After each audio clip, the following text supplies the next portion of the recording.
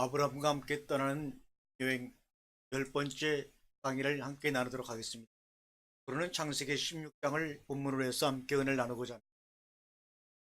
우리가 가족 생활이라는 것은 가족끼리 부딪히며 사는 것입니다. 그런데 요새는 핵가족이다, 핵가족이라 하다 보니까 사실은 이렇게 부딪히며 사는 경우를 많이 보지 못합니다.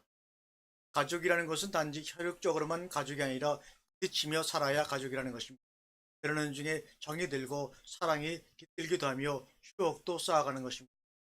신앙생활이라는 것도 다른 것 아닙니다. 하나님과 부딪히면서 살아가는 것이 신앙생활입니다. 세상 사람들과 우리가 다른 것이 별로 없지만 특별히 한 가지 다른 것을 내놓으라고 하면 우리는 날마다 하나님과 부딪히면서 살아간다고 하는 것만큼은 당당하고 떳떳하게 말할 수 있는 사람들입니다. 그런데 부딪힌다는 말이 무슨 말이냐? 저도 결혼을 하고 또 자식을 낳고 이 나이까지 살아왔지만 그간에는 부딪힘이라는 것이 있습니다. 의견 충돌이 있고 상대방이 이래라 저래라 하면 왠지 자존심이 많이 상합니다. 부딪힘이란 뭐냐면 상대방이 있고 상대방의 의사가 있고 그 상대방의 의견을 내가 수용할 것이냐 말 것이냐 그러면서 자존심도 상하고 어떤 때는 옆에 있어 주니까 고맙기도 하고 제발 건강하게 아프지 말고 잘 해로하다가 당신은 어제 죽고 나는 오늘 죽었으면 좋겠다. 그런 것이 바로 삶이라고 하는 것입니다. 우리 하나님은 알라 하나님도 아니고 부처님 하나님도 아니고 그 이름 여호와입니다. 여호와라는 말은 특별한 부위명사가 아닙니다. 그냥 언제나 옆에 계시고 항상 같이 계시고 있다고 하는 명사를 담은 고유명사처럼 우리가 부르고 있는 겁니다. 그 이름 속에는 하나님의 소원이 담겨 있고 하나님의 바람이 담겨 있습니다. 왜냐하면 하나님은 우리 사람들하고 너무나 멀리 떨어져 있었습니다. 유일하신 하나님, 유일신 하나님 하면서 높고 높은 보좌에만 모셔놓고 살아서 너무 외로웠습니다. 그러나 이제는 세상 속에 와서 가족 속에 와서 가정 속에 와서 내 속에 와서 우리와 항상 느끼면서 살고 싶어 하시는 여호와로 자청하신 분입니다. 그런데 우리 사람들은 언제나 무슨 일이나 하나님 없이 무슨 일을 하려고 하고 하나님 없이 하는 일들이 사실 살펴보면 너무나 많습니다. 하나님 없이 할 수 있는 일들은 어떻게 보면 가장 이성적이고 현실적이고 실질적입니다. 하나님이 싫습니다. 왜요? 내 생각, 내 계획대로 하면 되니까 그렇습니다. 그러나 하나님께서 정하시고 하나님께서 원하시는 일을 하려면 우리의 이성이 수용하기가 어렵습니다. 언제 될지도 모릅니다. 그래서 불안하고 초조합니다. 앰뷸런스처럼 119를 치기만 하면 달려오는 하나님이었으면 좋겠는데 그렇지를 못합니다. 거기에서 생기는 문제가 뭐냐? 방안과 대안이며 대체입니다. 119 차가 늦게 오니까 우선 택시라도 잡아 타고 가자는 겁니다. 원칙은 119 차가 올 때까지 기다려야 합니다. 길이 막혀서 늦어집니다. 사람 수문 넘어가니까 우선 지나가는 택시라도 붙잡고 타고 가자 이 말입니다.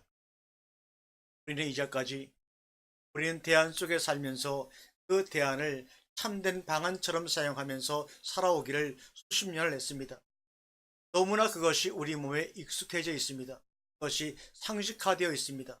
마치 바닷개처럼 앞으로 가려고 하면 할수록 옆으로만 가지는 겁니다. 그래서 언제나 결과는 참담합니다. 그리고는 떠올리는 사자성어가 있는데 이가 응보다라고 하는 것입니다.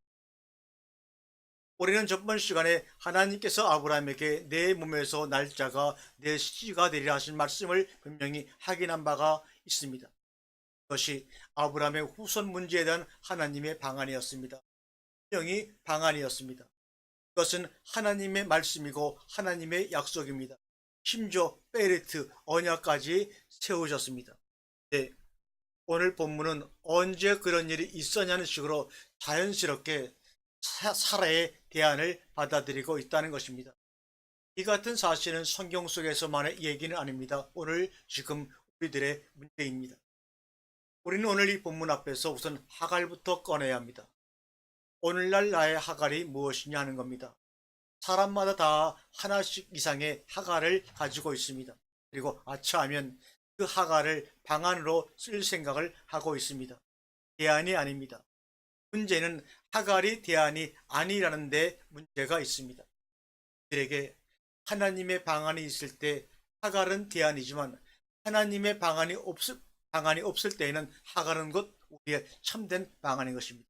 그런데 그 하갈이 우리들에게 앞으로 어떤 결과를 가져다 줄 것인가를 성경은 우리에게 경고하고 있습니다. 하갈은 안 된다는 겁니다. 그런데도 우리 지갑 속에 하갈을 숨겨놓고 있습니다. 하갈이 뭐냐? 내가 마음대로 언제든지 쓸 수 있는 자료입니다. 재원입니다. 기능입니다. 능력입니다. 돈입니다. 권력입니다. 하나님은 기다려야 되고 참아야 되고 믿어야 되고 그리고 불안을 떨쳐버릴 수가 없다는 것입니다. 사랑하는 성도 여러분, 성경이 우리들에게 원하는 메시지를 전해주지 못하는 데에 대해서 우리는 깊이 반성해야 합니다. 성경은 우리들에게 기본을 요구하십니다. 기본이 뭐냐? 하나님의 방안이라는 것입니다. 하나님을 방안으로 생각하는 사람들에게 하나님의 축복은 기다리고 있는 것입니다. 하나님이 대안이 되면 안 됩니다. 오늘날 기독교의 문제가 무엇인가 하면 하나님을 대안으로 생각하고 있다는 것입니다. 첫 번째가 이렇게 시작합니다. 그에게 한 요정이 있으니 창세기 16장 1절에 아브라함의 아내 사레는 생산치 못하였고 그에게 한 여종이 있으니 애굽 사람이요 이름은 하갈이라. 오늘 우리는 이 본문 앞에서 내용을 좀 바꾸어 보아야겠습니다. 아브라함의 아내 사레는 아이를 낳지 못하였고 게다가 내 이름을 넣고 내가 지금 해야 되는데 할 수 없는 일, 되지 않는 것이 무엇인가를 적어보시기 바랍니다. 솔직히 적으시기 바랍니다. 우리는 이 본문 중에서 상반절만 있어야 되고 하반절은 사실 삭제해 버려야 됩니다. 뒤에 대안이 있다면 이 시간 여러분 삭제하시기 바랍니다. 뭐가 무엇을 해야 되는데 하지 못하더라고 끝나고 말아야 합니다. 그리고 그것은 기도의 제목이 되어야 하고 하나님의 방안을 기다리는 소망으로 바뀌어야 합니다. 문제는 우리들에게 하반절이 있어서 하나님을 민망하게 하는 요소가 된다는 것입니다. 내게 지식이 있습니까? 내게 재물이 있습니까? 내게 무엇이 있습니까? 그것이 하나님 앞에서 어떤 기능과 어떤 역할을 한다고 생각하십니까? 여러분, 오늘 본문 말씀에서 가장 깊이 생각해야 할 것이 하나님께서 아브라함에게 내 몸에서 날짜가 내 후손이 될 것이라는 약속을 분명히 하셨습니다. 그러나 심한 아브라함의 씨면 됐지 다시 무슨 상관이 있느냐 하는 겁니다. 이게 바로 아브라함의 생각입니다. 내 씨면 됐지 밭은 하갈이든 사례든 무슨 상관이 있냐 이 말입니다. 여러분, 목적은 정당한 수단을 동반해야 합니다. 아브라함의 후손만 얻어내는 목적만 아니라 그 후손을 어떤 방식으로 얻어내느냐 하는 것까지도 하나님의 방안이어야 합니다. 아브라함의 후손이라는 것은 하나님의 약속대로 아브라함 몸에서 날짜이지만 아브라함에서 몸에서 날짜의 후손을 얻는 수단은 하갈이라는 겁니다. 이것이 바로 문제라는 겁니다. 오늘날 기독교인들이 사업은 자기 방식대로 합니다. 자기 노하우, 자기 수단과 자기 비즈니스로 다 합니다. 그러면서 하나님 이 사업에 축복해 주시고 이 사업을 잘 되게 해달라고 합니다. 그러면서 또한 목사들에게 기도를 또 부탁하며 자그마한 몽투를 내밀 때가 있습니다. 그것이 바로 하갈입니다. 주석을 보니까 그때 당시 기부인들은 능력껏 대리모를 구해서 남편의 씨를 많이 생산하는 것을 자랑스럽게 여겼다라고 하는 고고학적인 근거를 볼 수가 있었습니다. 오늘날도 똑같습니다. 내용은 달라도 확실한 것은 어떤 식으로든지 사업 성공하면 하나님께서 그 사람 축복하셔서 그런다고 해석을 합니다. 과연 그것이 맞는 말일까요? 우리가 지금까지 창세기 16장을 여러 번 봤지만 우리는 아직까지 거기까지 못 보고 있습니다. 목적이 아브라함의 몸에서 날 자가 후손이 된다면 그 수단도 사례를 통해서입니다. 우리는 내 지갑 속에 카드가 있고 돈이 있다는 것을 든든하게 여겨서는 안 됩니다. 그것이 믿음을 훼손하는 것이니까요. 이성적이라고 하지 마십시오. 변명하지 마십시오. 합리화시키지 마십시오. 하나님은 우리 이성 속에 오셔서 이성적인 영접을 받기를 원하십니다. 우리가 반미친강에 되어서 영접하기를 원치 않으십니다. 우리가 그 카드나 돈을 의지하다가는 언젠가는 그것들을 위해서 내 인생을 허송세월할 때가 올 것입니다. 내가 무엇을 의지하고 그 의지함이 하나님과 나의 관계를 어떻게 유지시켜 주는가를 우리는 다시 한번 생각해야 합니다.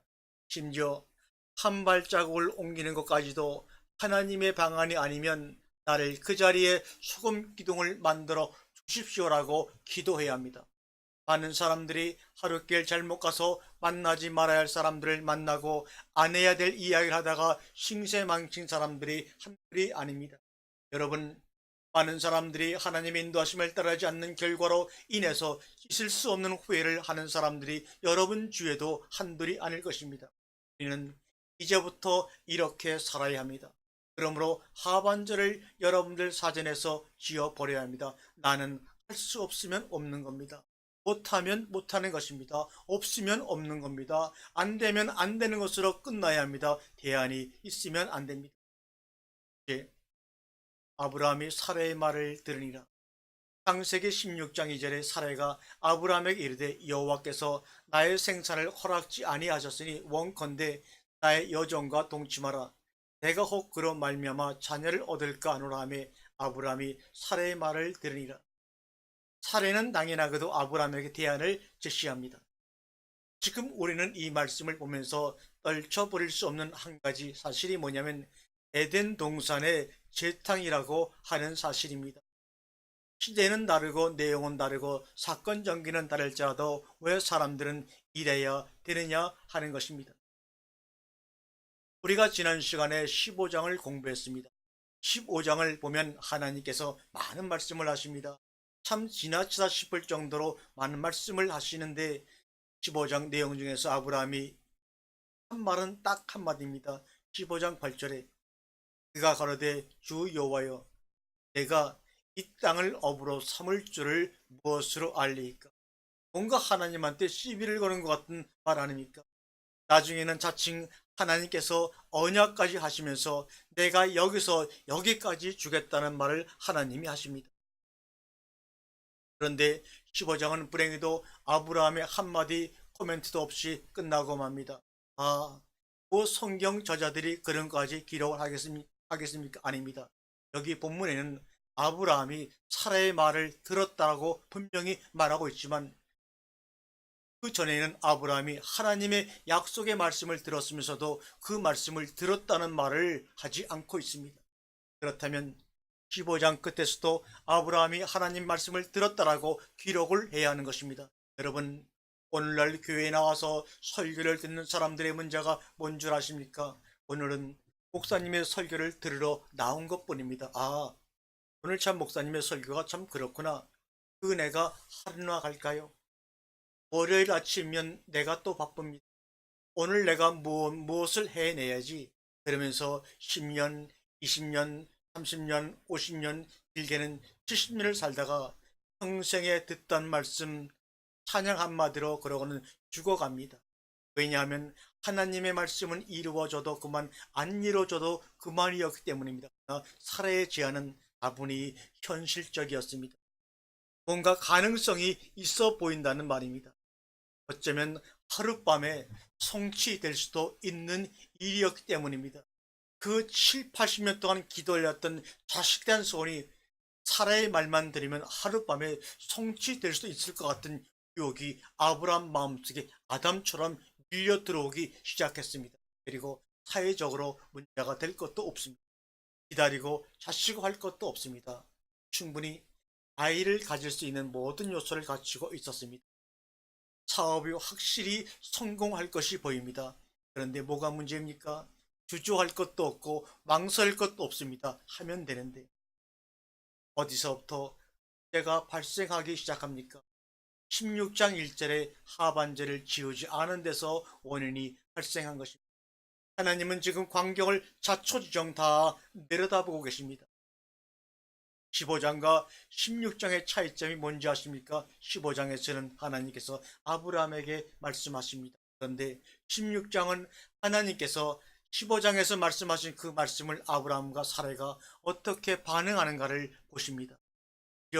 아갈에게 무슨 일이 일어나는 것까지 다 내다보시면서 아갈의 심정까지도 꿰뚫어 보시는 하나님이 아브라함과 사라의 말을 안 들으시겠습니까?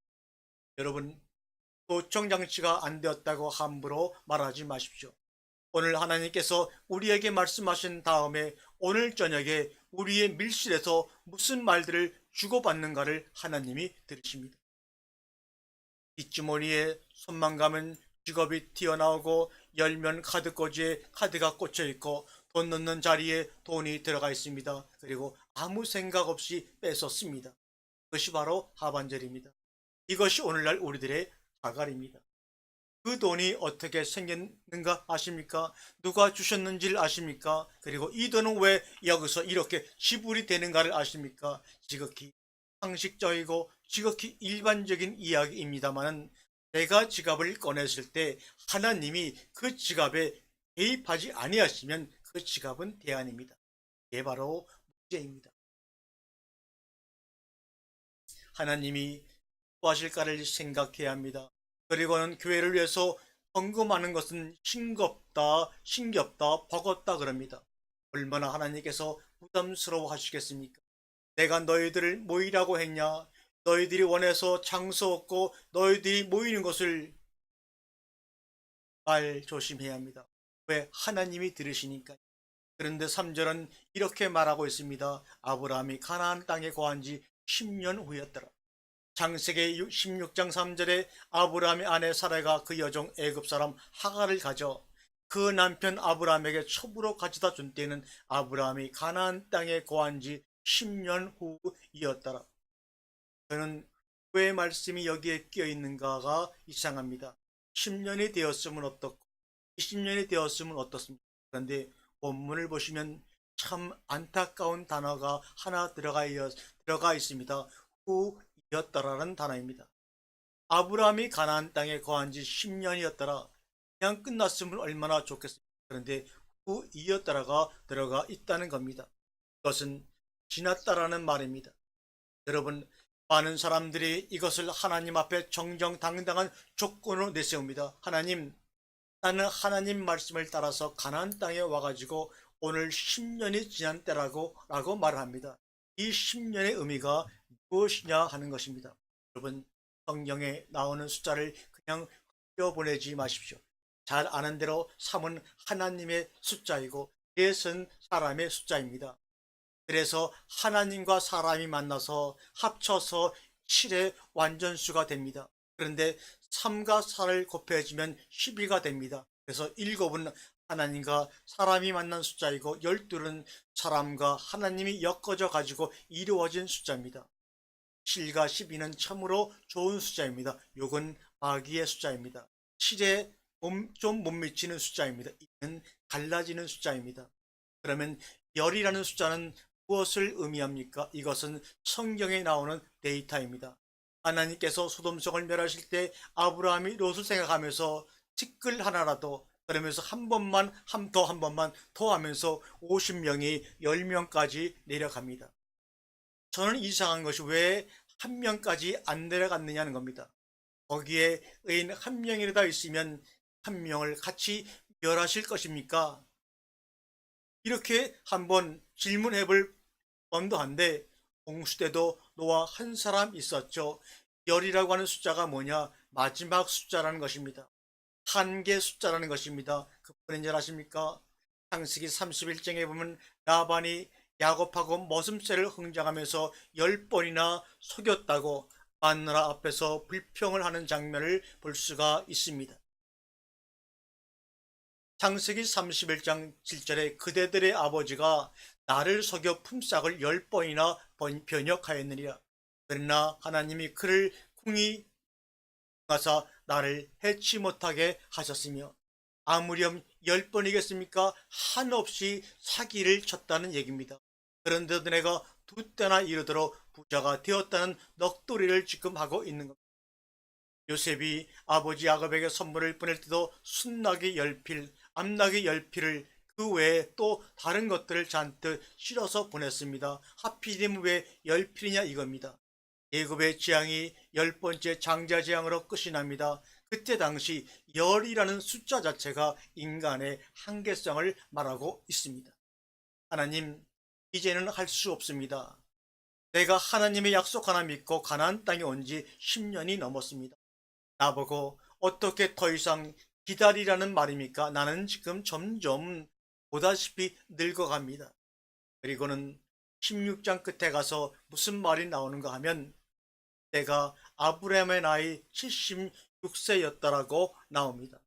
여러분, 믿음이라는 것을 인내와 비교하면 안 됩니다. 믿음과 인내는 전혀 상관이 없는 것입니다. 내가 믿는다라는 것을 찾는다는 말로 대신하지 마십시오.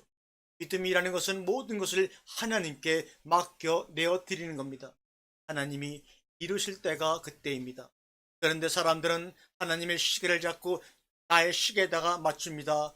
오 주여, 수년 내에 이 교회를 부흥케 하옵소서. 그러나 과연 수년 내 부흥이 되었습니까? 저는 하박국서를 아무리 봐도 수년 내라는 말이 없는데, 그런데 우리 성경은 수년 내라고 했는지 도무지 이해가 안 됩니다. 하박국서에 주여 수년 내에 부흥케 하옵소서라는 말을, 수년 내라는 말은 성경 원문에 나오지도 않는데 어떻게 그 말이 우리나라 성경에는 들어가 있는지 도무지 이해가 안 됩니다. 그래서 2, 3년 안에 교회 부흥이 안 되면 하나님이 하지 말라는 신호다 그러면서 때려치는 경우도 있습니다. 여러분, 아브라함은 자그마치 175세를 살았습니다. 이삭도 그렇습니다. 그런데 아브라함으로 죽어버린 하나님이 아니라 그 하나님이 이삭의 하나님이 되시고, 그 하나님이 야곱의 하나님이 되시고 이스라엘의 하나님이 되시고 우리의 하나님까지 되신 분의 시기하고 더욱 60, 70을 사는 우리 시기하고 같습니까? 하나님의 시계를 감히 우리 시계에다가 맞추려고 하지 마세요. 오늘날까지 기독교가 존속을 한 것은 당대의 종말을 올 줄 알고 믿었기 때문에 지금까지 존속을 한 것입니다. 그래서 왔습니까? 다 속았습니다. 우리말에 그런 말이 있죠. 10년이면 강산이 변한다. 그것을 자랑이라고 합니까? 넷째, 창세기 10장 4절에 아브라함이 하갈과 동침하였더니 하갈이 잉태함에 그가 자기의 잉태함을 깨닫고 여주인을 멸시한지라. 우리가 무슨 문제가 생겼을 때는 누구 탓을 하지 마세요. 그 씨를 언젠간 내가 심었기 때문에 싹이 난 것입니다.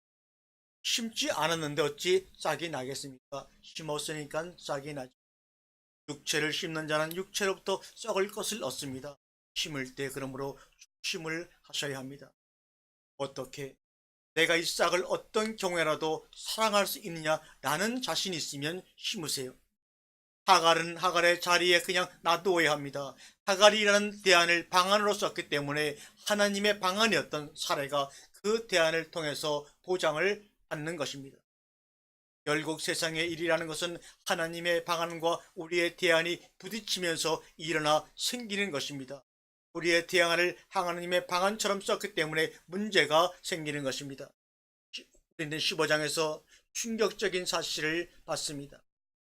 하나님께서는 이러이러한 것들을 취하라고 하는 말씀만 듣고 그대로 취하게만 했었으면 하나님은 아브라함이 그 말씀을 믿는 줄 알고 내가 이 땅을 내 후손에게 주리라는 파리티 언약을 하시고 끝났을 것입니다.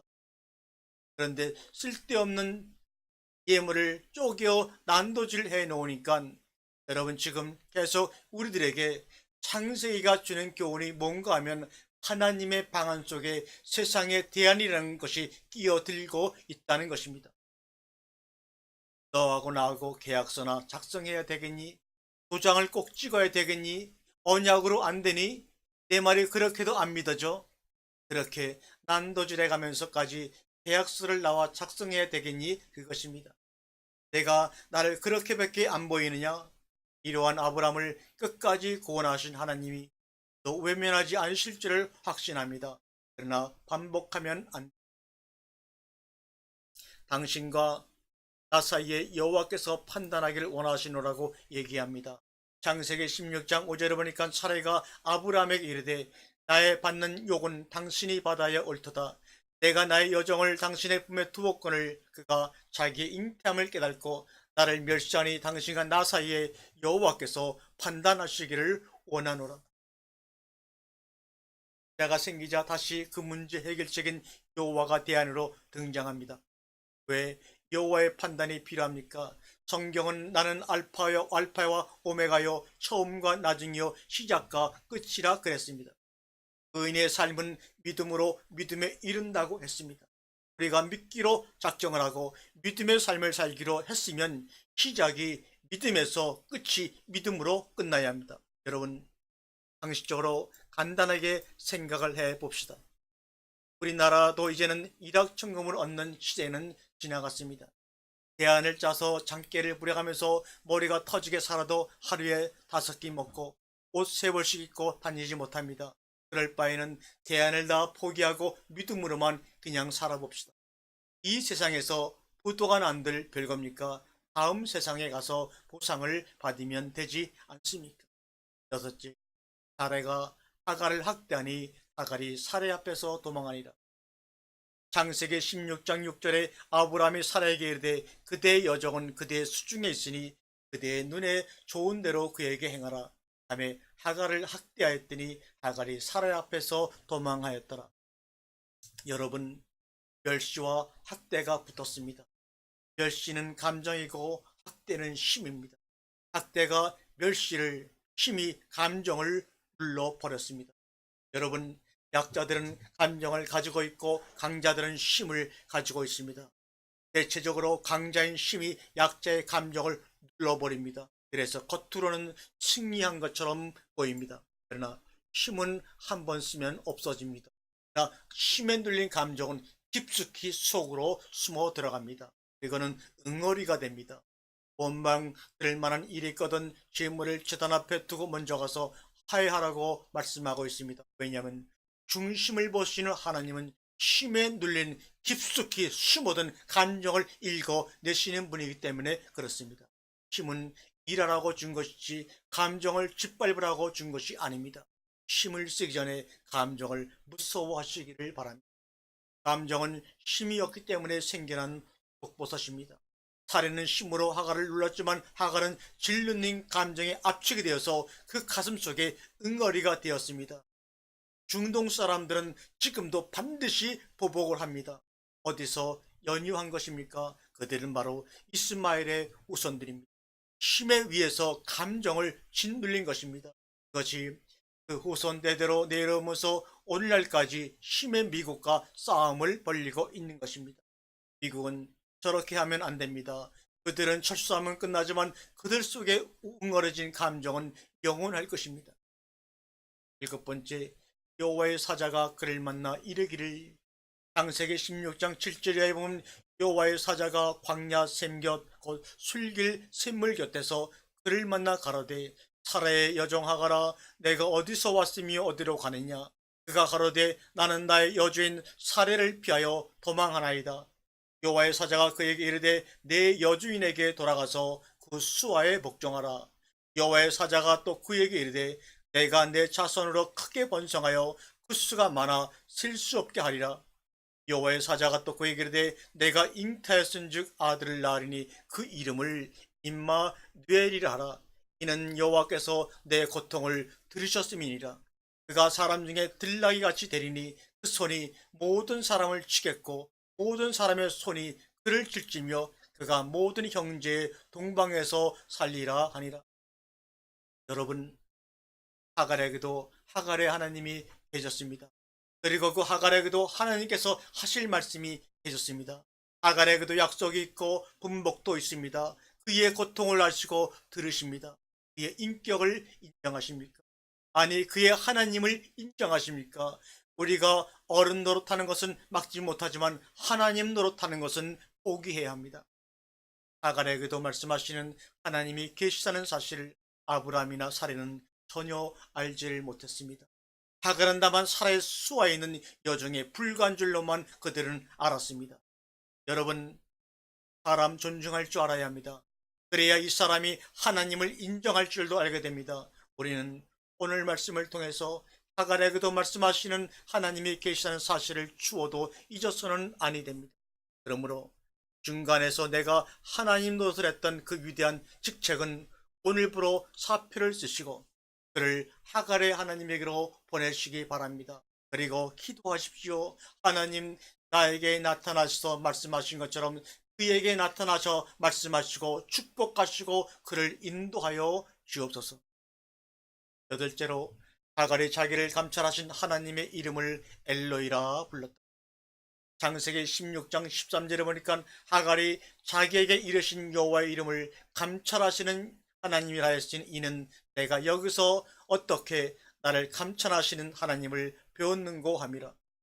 아브라함의 하나님의 이름이 뭡니까? 여호와입니다. 하갈의 하나님도 이름이 있습니다. 무엇입니까? 엘로이입니다. 엘로이를 빠르게 읽으면 알라가 되는 것입니다. 바로 그 엘로이가 현대 알라입니다.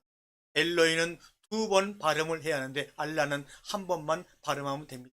알라가 엘로이입니다. 나를 감찰하시는 하나님. 여러분, 진정한 평등은 각 사람의 하나님을 인정하는 데서 나옵니다. 그가 있고 없고 알고 모르고 귀하고 천하고를 떠나서 그의 하나님만큼은 그렇지 않습니다. 그의 하나님도 내가 그를 그렇게 보는 것처럼 그렇지 않습니다. 내 자식이 남의 자식에게 뒤떨어진다고 하고 생각하는 부모가 누가 있습니까? 지금은 공부를 못할지라도 언젠가는 우리 아들이 당신 집 아들보다 반드시 나을 거야 라는 소망을 가지고 삽니다. 사랑의 하나님은 자기 백성을 누구나 그렇게 생각하십니다. 그럴 때 진정한 상대방의 인격을 존중하게 되는 것입니다. 아브라함과 사례는 이 사실을 몰랐습니다. 믿음이라고 만물 박사가 되는 것이 아닙니다. 부지는 곧 죄악을 생산합니다. 언젠가 여러분들이 천국 가서 아브라함을 만나거든 엘로이 하나님을 아십니까? 라고 물어보세요. 무슨 소리야? 여호와 하나님이지 엘로이 하나님이 어디서 나와? 그런 소리 하지마.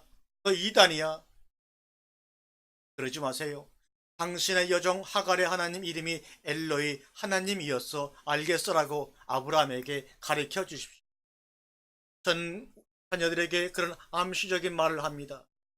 내가 너희를 낳아서 금이야오기야 키우는 것은 내가 다른 사람에게서 낳았으면 이 아버지가 만난 하나님을 아마 몰랐을 것이다.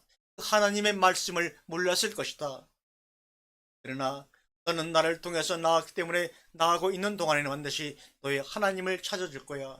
그 하나님의 말씀으로 너를 먹이고 풍성하게 할 거야. 내가 너희에게 줄 수 있는 것은 이것뿐이다.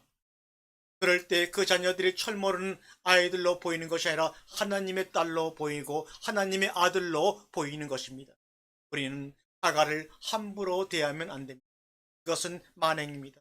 그들의 하나님을 존중해 주십시오. 엘로이 하나님. 거기에 내 하나님의 가치성과 월성을 얘기합시다. 힘은 수용할 능력이 안 될 때 나오는 것입니다. 하갈이 낳은 아들을 이스마엘이라 불렀더라. 창세기 16장 15절에 하갈이 아브라함의 아들을 낳음에 아브라함이 그 하갈에 낳은 그 아들을 이름하여 이스마엘이라 하였더라. 이스마엘이라는 이름과 이스라엘이라는 이름이라는 이름, 어떤 이름이 더 우리 마음에 가까이 다가옵니까? 나의 음성과 고통을 들으시는 하나님, 내가 하나님과 겨루어서 이겼다고라고 한 이스라엘, 어떤 것이 더 마음에 와닿습니까? 나의 음성과 고통을 들으시는 엘로이 하나님, 내가 하나님과 겨루어서 이겼다고는 이스라엘의 하나님. 구약 성경의 최대 성자를 사무엘로 꼽습니다. 그의 이름은 사무엘입니다. 나면서부터 죽을 때까지 하나님을 섭섭하게 한 적이 없는 사람이 사무엘입니다. 그런데 그의 이름은 사무엘입니다. 하나님께서 한나의 고통을 들으셨다는 말입니다. 그리고 이스마엘입니다. 같은 하나님이라는 엘이 붙었습니다. 이스마엘입니다. 그러니까 설령 아브라함이나 이삭의 축복을 받지 못하였다고 할지라도 하나님께서는 그의 고통을 들으신 것입니다. 하갈이 이스마엘을 부를 때마다 누구를 생각하겠습니까? 나의 고통을 들으신 하나님 엘로이 하나님을 생각지 않겠습니까? 그러면서 감사와 기쁨과 소망으로 용솟음치지 않겠습니까? 우리는 이스마엘 그럼은 좋지 않은 선입견을 가지고 있습니다. 그런데 이스라엘 그럼 무조건 박수치고 편을 들어주고 싶은 생각이 듭니다. 지금 소위 아브라함의 후손들이라고 하는 자들이 어떻게 하고 있습니까? 고통은 하나님께 하소연하고 기쁨은 이웃들과 나눕시다. 하나님께서 나의 이스마엘의 하나님이 되시고 그리고 나는 보혜사 성령의 역할을 대행하는 겁니다. 오늘부터 나에게는 대안은 없다. 오직 하나님의 방안만이 나의 유일한 대안이다. 오직 하나님의 방안만이 우리 일생의 유일한 나의 대안이다. 아멘.